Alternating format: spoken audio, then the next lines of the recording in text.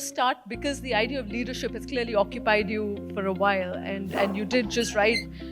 Why was the idea of leadership so important to you? And what is, I know you offer up the idea of three balconies of leadership in the book. What are the three balconies of leadership? But first, why is leadership so important to you? We all use the word leadership. And I think we all pretty much mean the same thing, but we are not terribly sure what exactly we mean.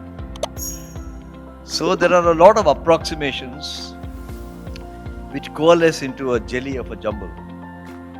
And I thought I would like to add to that confusion by placing my own views. And I've called it doodles because, as you know, the word doodle in the English language is a bit mindless exercise. And I thought I would offer a point of view. There are political leaders, there are scientific leaders, there are sports leaders, but there are also business leaders.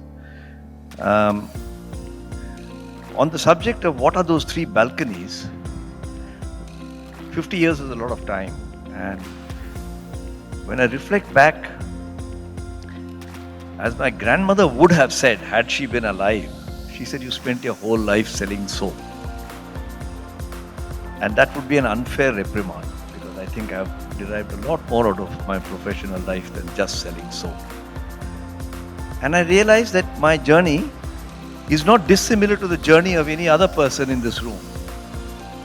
It's like climbing the Qutub Minar, and you get tired after some time, but you reach the first balcony when you learn to run a function. You're the chief marketing officer, chief financial officer, where a group of people who are similarly aligned are all pulled together by you, and that's one level of leadership. I call it the transactional level of leadership. And then the steep climb ahead, the stairs get narrower, you reach what I call corporate leadership. When you find that there are substantial differences of view amongst various functions, and rather than do the functions, you're required to sort them out and get everybody aligned. It's like a bunch of people who are in different directions. And then if you're lucky to carry on with the journey, it really gets steep and thin in the staircase. You reach what I've called societal leadership. When suddenly the view from there of what you have seen earlier is very different. Just like if you go to the top of Qutub Minar, it looks quite different to see the landscape than when you're on the first floor. And I thought I would like to write my book from those three perspectives, all of which I have been very fortunate to have experienced and enjoyed. And I wanted to remind my readers, certainly those who are in my sort of age group, have all experienced that, but they have not thought of it that way. And I just wanted to tickle your imagination to say this is the great satisfaction. I'm a bit tired of guys who say army people are in national service, IAS people do national service. And unfortunately, there are enough of the business ilk who feature in the big papers every morning, so they all look like a bunch of crooks. Some of them are. Business has many crooks. But the one thing I can say is it has no more crooks than journalists, politicians. Now you've just picked the worst of humankind to compare them to. Because it's a reflection of society. And I refuse to accept that army people serve the nation or IAS. They all serve the nation beautifully well. And so do business. And business people must take pride in what they are doing. You create jobs, you create economic growth, you create development. It's like the petrol in an engine.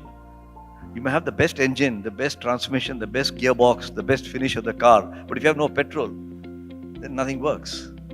And business is the petrol of society. Governments and police and judiciary are the gearbox and the transmissions. So, you have an interesting formulation that you call experience before theory, which is rather at odds at the traditional way of, theory or concept usually comes first and experience follows. What do you mean by experience before theory, and why experience before theory? Well, it's a very convenient positioning for me, because if I say theory before experience, I would have no qualification to sit there. After my retirement from active managerial work, I'm associated with two academic institutions. And I realized that those were academics who had theory before experience. So I was an oddball sitting amongst them. But that has led to some very interesting outcomes, which I won't go into now. But my positioning is experience before theory. And I think it's so important because management is a performing art. There's no difference from the person who's going to play the piano later this evening. No two performances are the same. I might turn around a company today in one particular set of techniques. You put me into another company with a different context, the same techniques will not work. And that's why CEOs who are immensely successful in one situation are not necessarily successful, and some of them are blissfully, are terribly unsuccessful in other situations. So I call it a performing art. A performing art is one, unlike science, where you do the same thing again and again and you get different outcomes. And since it is a performing art, and that is the art in which you have done, experience becomes very important. You cannot learn a performing art. You can't learn cricket by watching TV and being told at what pace you must deliver the ball from your fingers. You do it by learning. And that's why I say experience before theory. I'd like to spend a little time talking about your time between HUL and the Tatas. They're two radically different types of companies. HUL highly process driven, and the Tatas, well, seemingly more personality driven, individualistic in that way. You've made a successful career at both. Will you tell us a little bit about what was to you special about each corporation, and what did it take for you to change gear when you shifted from HUL to the Tatas? Yeah, they are very different companies, just like two individuals, two brothers in the same family are different. You realize the differences only when you come up close. Unilever is a very Anglo-Dutch company. And an Anglo-Dutch company gets its philosophical moorings from Greek sense of logic, which, for example, says your task is to sort out the ambiguous. And the world must be positioned, the world or the business problem must be positioned with something very clear: good, bad, right, wrong, do, don't do, etc. The Indian way of looking at things is दुनिया में माया है. We don't know. It's all fuzzy. हो सकता है कि इसमें clarity हो सकता है कि clarity नहीं. They're very different philosophical traditions. Indian philosophical tradition is conceptual. जो किसी ने सोचा नहीं है, मैं सोच रहा हूँ. Concept of zero. The Anglo-Saxon tradition is different. I won't describe each one because all of us are victims of the Anglo-Saxon tradition and perhaps a bit innocent of the Indian tradition. This applies in management as well. So the attitude, for example, to ethics. I'm not judging which is right or wrong, but I'm just taking as an example so that it doesn't sound like Indian philosophy, airy-fairy and up in the air. I joined long time ago, 67. And a particular junior person in sales had charged first class trains ticket prices but he travelled interclass. In those days we had something called interclass. The difference in fare, the journey was from Madurai to Trichy, so it's not a huge distance. It's like going from here to Ambala or something. And it was 8 rupees. This came to light, and since the Anglo-Dutch logic says you're either right or wrong, there's a thin line separating the two, he was sacked. And he was sacked after 35 years of service with 2 daughters to be married, and you can imagine all the appurtenances of this. And I suppose we were taught this to say, never cross the line. And I grew up with that. Then I came to Tata's. And in Tata's, a little girl, a secretarial girl, in her medical expenses, she put 100 and then a little zero was put on the 1. So it now looked like 900. And there is always in an insurance company employs people with very fine eyesight. And they must have sat with a magnifying glass, figured it out. And it turned out that she had botched it. When confronted, she confessed that she had had a sick mother, she was a single woman, had huge number of problems. And Tata's took a very different view. They said, we won't sack her because she has a problem. But we will stop her increment. You can't just let her go scot-free. And so they accepted. Now both of them solved a problem, but in very different ways. There are many examples I could give of this nature, but I thought I would illustrate this for you. Is there one that resonated more with you, one that was closer to your natural way? Was the Indian way more close to you? No, the challenge was for me, not for the companies, because Tata's had been running for 100 years before I joined, and so had Unilever. I came out of Unilever thinking that's the way life is led. I went into Tata and people said that's the way we lead our lives. And who do you think had to change? Not the whole of Tata's. I wasn't stupid to expect all of Tata's to change. So really, it required me to remind myself of an experience I had had. I'd been driving an ambassador car in Bombay, which as you know has very orderly traffic. And I had a driving license for 30 years or 25 years. I was posted to London and I failed my driving test. And the Bobby who sort of took my test said, sir, we will be helpful. We'll tell you what you did wrong. And then he gave me all these things. And I said, you know, I've been driving a car for 25 years in India and you failed me in my driving test. He said, sir, the problem is that you learned how to move the car but not to drive.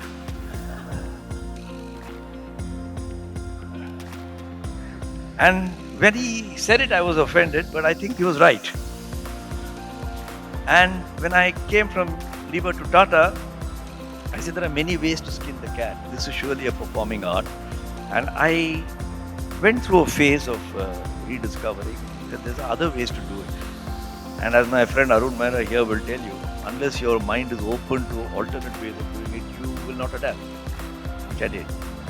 You know, culture is always spoken of as one of the hardest things to change in an organization.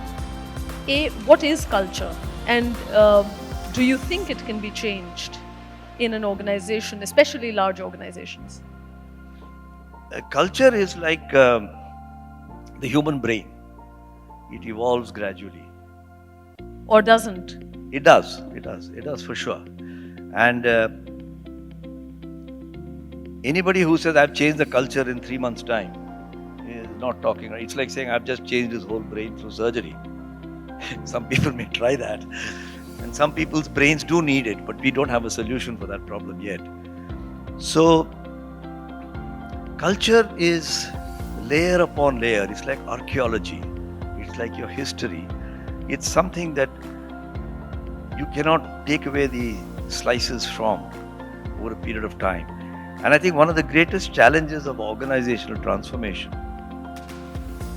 is that people don't think enough about culture. And that's a very important part. Culture requires dialogue, discussion, getting minds around it. And change of culture is definitely not only possible, but it does happen. But it takes a lot of time. Will you have an example where you feel you can give us where you or a leadership team successfully changed an aspect of culture in either company that seemed deep-seated? I think the one that I'm very privileged to have participated in, since you don't want me to talk of something that I did, was the years between 1991 and say 2004. I'll just take that period because those were the 13-14 years after liberalization. And for 7 of those years, I was in Hindustan Lever on the board, and for the next 7, I was in Tata. And so I was getting a first-hand view, not only as a spectator, but also as a participant in how we were trying to change culture. I've written about this.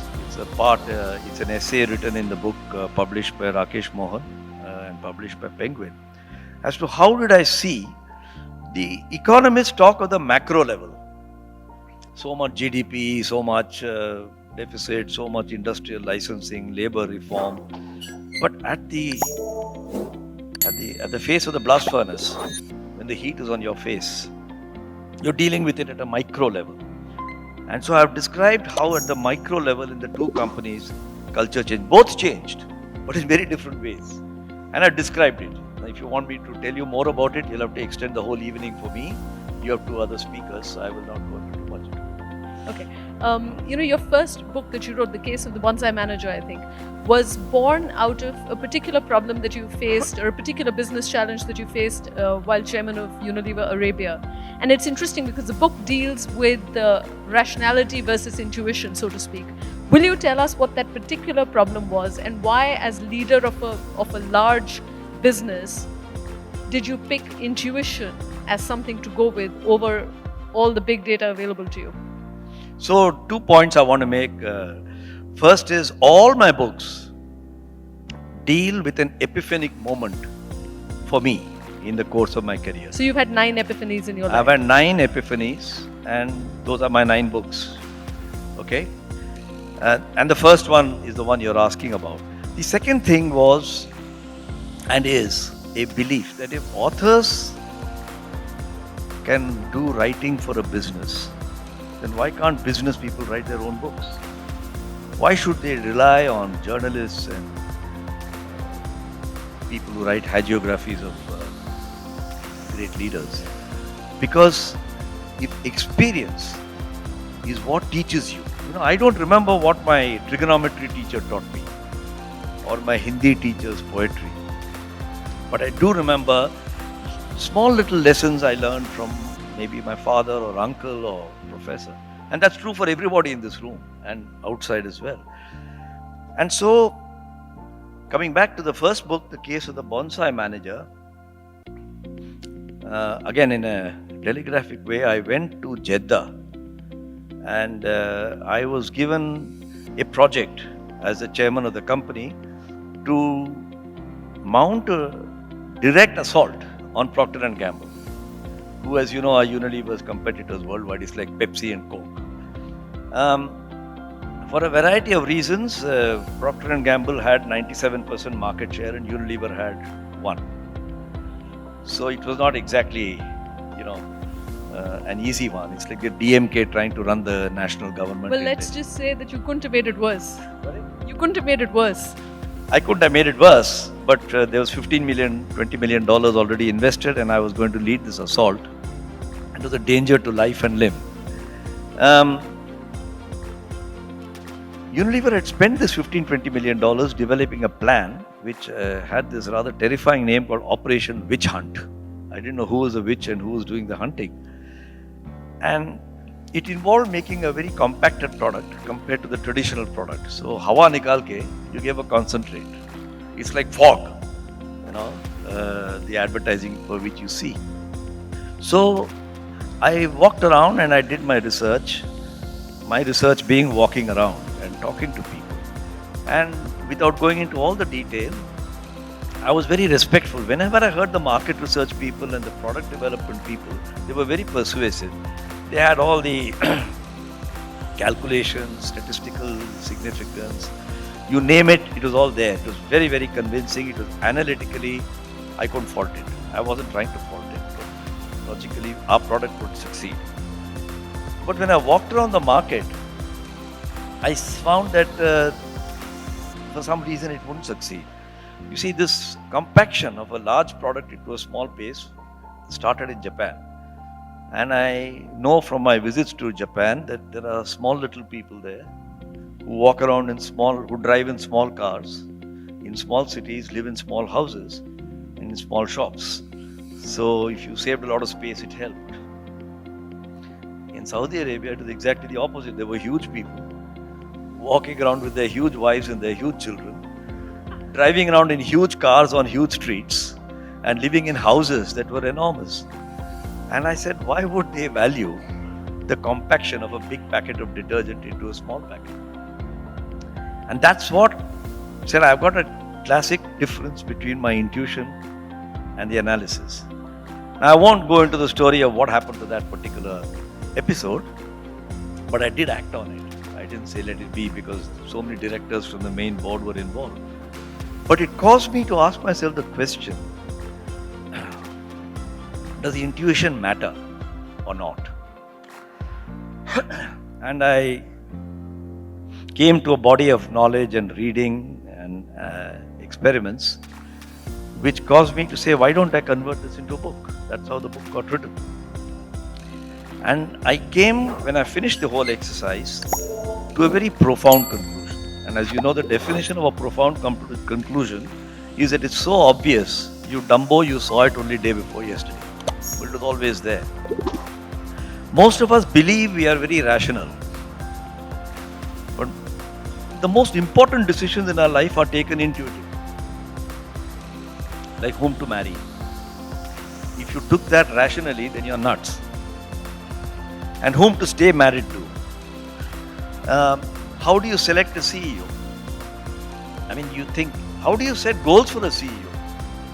I mean, you can tell him market share, this, that, etc. That has the appurtenance of rationality. But if he doesn't get along with you, then, it goes a different way. So I came to the conclusion that people see rationality and intuition as alternatives. They are actually the same continuum. Imagine a pilgrim who's walking along the road with a map and everything, and he comes to a certain point beyond which there is no map. And there's a cliff. He has to decide whether he wants to jump and take a chance or not. That's intuition. And our most important decisions in life are taken intuitively. Since Bishan Singh Bedi is here, how did Virat Kohli decide to appeal that third one? Giving Bumrah his hat-trick day before yesterday. That's intuition at the end of the day. He could have got it wrong as well. You've spoken in another of your books, because you've said that they're all born out of epiphanies or moments of awareness. And, well, When the Penny Drops is another book that you wrote. The title in itself suggests that a penny dropped. What was that penny that dropped for you when you wrote When a Penny Drops? In my career in Unilever, I had been led to believe, and I blame myself, not anybody who told me, that self-awareness is something you must learn early in your career. So by the time I was 35, I was put through this T Group and Johari window and MBTI, and I found I'm an IFPJ or whatever it is. And I thought I'm done with it. It's like learning accounting principles. Later on, I realized what Vedanta teaches you is that self-awareness is a late career, late life skill. And those who ignore self-awareness as they grow in the organization or in their social impact are making a big mistake. And then I found an American general who said this in a very American way, which appealed to me and caused me to write the book. The higher the monkey climbs, the more of his backside you can see. So if you've been the chief minister of a state, you see his backside in a particular way. When you become the prime minister, you see the backside in a very different way. So that's the sort of... Power has occupied your imagination a fair bit, and you've said that power, in your experience, in your opinion, distorts and damages the human brain. What form of power do you mean by that, and what is the form of distortion that you have seen power do, with whether around you? Do you mean in companies? Do you mean in society? What is that relationship with power you're concerned with? All forms of power. They may be hierarchical power, they may be authority given to you to do something. All forms of power distort your brain. And we see the evidence of that every morning. Somebody who was perfectly respectable until the other day suddenly seems to have done a lot of gabla, as they say in Bombay. And I got very curious too, and I have been chasing power. If you ask me what are the two things that you chased throughout your life, again, I think I speak for anybody in this room. Apart from pretty girls, which I used to do when I was younger. Sorry, what are the pretty girls chasing? Sorry? What are the pretty girls chasing? It's money and power. Those are two things that one chases. The trouble with both of these is you don't know what to do with it once you've got it. So a lot of people don't know what to do with the money they've got. And the same thing happens with power. Therefore, the nature of distortion becomes very important. And that caused me to write this book called Crash, which I've done 3 books in the last 1 year. So I'm sorry to refer to them. I'm not trying to prove to you that I'm a copious author, but I'm only trying to answer your question. What is the nature of that distortion that you've seen? What does it do? So I've given 7 or 8 pieces of research. Not being a neuroscientist or a psychologist, I've produced their papers and referenced them. But the most, since I don't want to run through all 8, the most dramatic one is an allegorical one.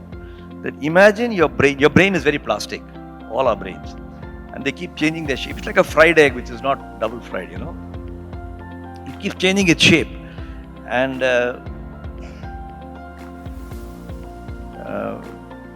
if you could think of it, iron filings, and you put 2 magnets around it, all the iron filings will realign. You change the magnet either for its strength or the polarity, the iron filings will realign. And that's what happens to your brain. There is a countryman of ours, his name is, I think, Sukhvinder Singh Obi. He's a professor at McMaster University in Canada. And he has a gadget which has got a complicated name, transcranial magnetic resonance imaging machine.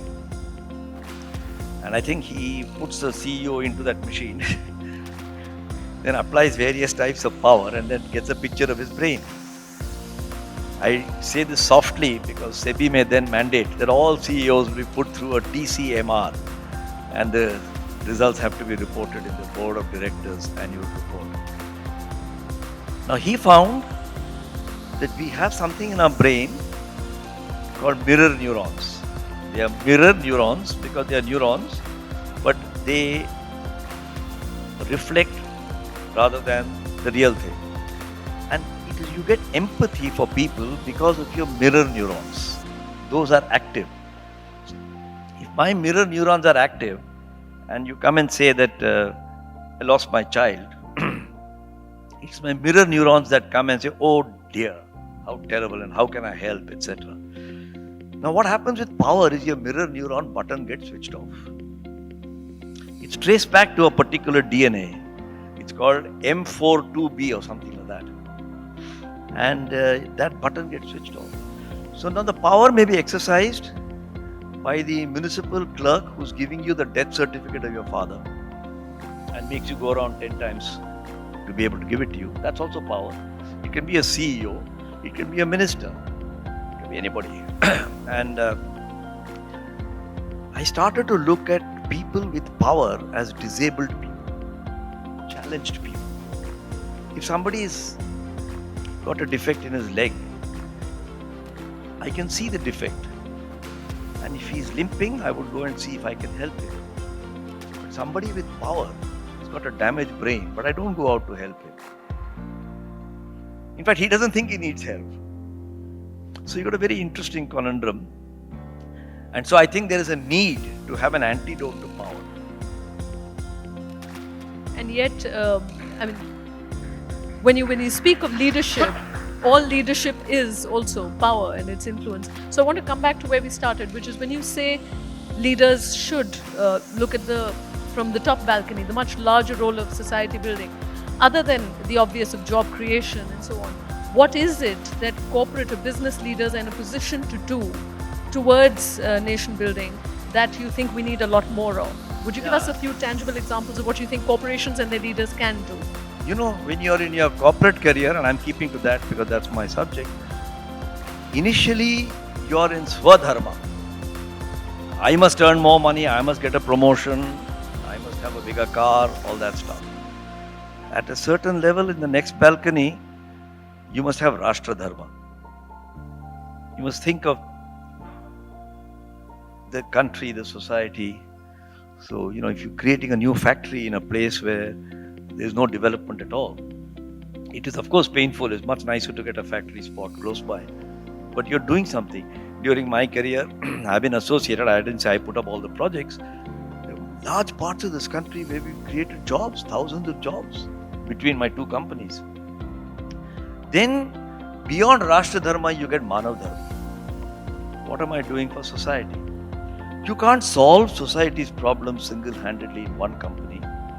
But if every company did its bit and people had a leadership bandwidth and an empathy that I also owe something to society. And I've worked in two companies, luckily, which are very deep into this philosophy. And so those were the balconies that change your perspective and temper your sense of power. You know, in my book, Doodles in Leadership, I've described a conversation, an imaginary conversation. And if you could pull out the first 4 chairmen of Tata's, who lasted for 130 years. So the tenure of a chairman in Tata's is quite long. And if they could have a panel discussion with Algebra hosting it, what would they be saying about their business philosophies in the times? Because don't forget, this 130 years from the time it was founded till J.R.D. Tata died, they had seen 2 world wars, they had seen Hitler, they had seen colonialism come to an end, the Berlin Wall fall. There are very major things that have happened in the world. And the one thing that come out is trusteeship. Gandhiji spoke a lot about trusteeship. And many people write essays on trusteeship. But if you work in Tata's, unless you're dumb or blind, you see it in action. And that is a great lesson. Will you tell me what you mean by trusteeship in this context? Trusteeship is, I happen to be here to serve other people. I have a temporary charge, and the profits that we are trained in Tata's to work as professionally to save the next 100 rupees as any other manager anywhere else. But it's a source of some satisfaction that out of that 100 rupees, 30, 40, 50 rupees will go back through the structure that we have into social work. And since we are kisi ne ghanti bajaya, so I must conclude with a little story which I find very inspiring, which by the way is available only in the Vivekananda Memorial books published by the Vivekananda Trust. The year is 1893 or 1898. Swami Vivekananda was in Chicago, and the world's richest man, the Mukesh Ambani of the world at that time, was a chap called David Rockefeller. And word got to David Rockefeller from a French disciple of Swami Vivekananda that there is a saffron-clad Swami who speaks very persuasively, and she persuaded Rockefeller to come. And when he came, there was an interaction which he has described in the book.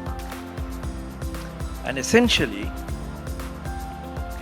Swamiji asked Rockefeller, what is the salary of the average American? And he gave some number, say 100. He said, but you're worth 100 times that. He said, yes.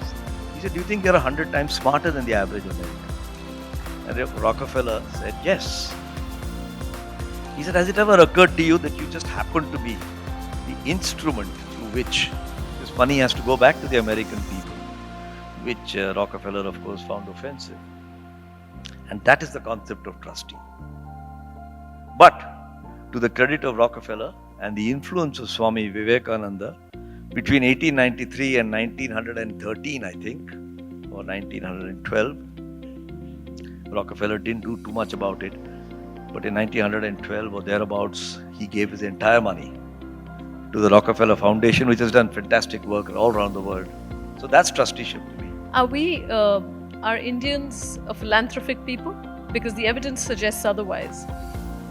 I think Indians are very philanthropic. To themselves. We keep beating each other on our chest for a variety of reasons. But the nature of our philanthropy and the reach of our philanthropy is very different from the American model. You must have money to give. No, I'm speaking Until the other day, Indians didn't have money to give. Yeah, sure. And I think the nature of Indian philanthropy has been community and caste based. So there'll be the Marwadi Education Sammelan, the Sikh Education Society, the Tamil, whatever. it's changing. Corporatizing of social work is changing now. And I am personally very optimistic. Everything is not perfect, but I'm very optimistic that people with a disproportionate amount of wealth will give it back to society. It hasn't happened so far, if you ask. You can quote Tatas and Bajaj and Birla and maybe one or two more. But I am very confident it will happen. And I know we are out of time, but in 2013, I think you traced your personal family trajectory back. So this is not linked to your books that you've written about corporate life, but you traced your personal trajectory back and your family trajectory back to 1823, I think. What was the trigger for that kind of project? Why did you feel it was necessary to go back and learn your family history, give or take almost 200 years? It's also a bit of an aha feeling. I was very deeply impressed with Alex Haley's book, Roots. And then when I joined Hindustan Lever, we had a chairman at that time called Prakash Tandon, who was a great influence on young people like us when we joined. And he had written his book, Punjabi Century and so on. Beyond Punjab. Then I suddenly found what had to happen. My uncles and aunties were all disappearing one after the other. And I was already 40 years of age. And it just struck me that we don't have church records, and even I don't have a birth certificate. I don't know how many people here have a birth certificate. So I started interviewing people. I couldn't go and say before you die, but my urgency was that before you die. And I took notes and I collected all this material to create not so much a history of my family, because that's not of great interest to anybody, but to trace back the patrilineal linkage to see how Indian society had changed. And then, of course, I got some books, I researched it, and then I put it all together into a book in 2013, which I titled A Comma in a Sentence, because I said each one of our lives is a comma, although we think it's a paragraph. Our lives are just a comma in a sentence which is going on for a long time and will continue for a long time. And like in the English language, depending on where you place the comma, the meaning of the sentence can change dramatically. And so what we have to do in our lives, we better do, and place our family comma in the right place. And I've tried to use this change of, for example, I got a story from my grandfather when he was alive about what his grandfather told me. Right? Anecdotal, it's a story of how word about 1857 reached the village in Tamil Nadu. There was no Times of India, there was no Bombay Times. You're making me rather nostalgic for that time. Well, they were started around 1860 or thereabout. But it is very interesting to see how word got around. I won't go into the whole description now. But when my grandfather told me about what his grandfather told him when he saw the first steam engine, it came to a station called Manargudi, which is just 15 kilometers from my village. And he said, it took us 8 days to go by bullock cart to Madras. And now they said this huge puffing black animal would take me there in 8 hours. It was terrifying, I ran away. Now that's very credible. And computers and artificial intelligence do the same thing to us these days. So okay, we are out of time. Gopal's books are available outside. We will take a break after our second conversation.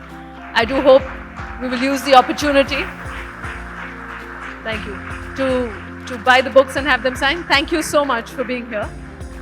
And we hope to continue the conversation.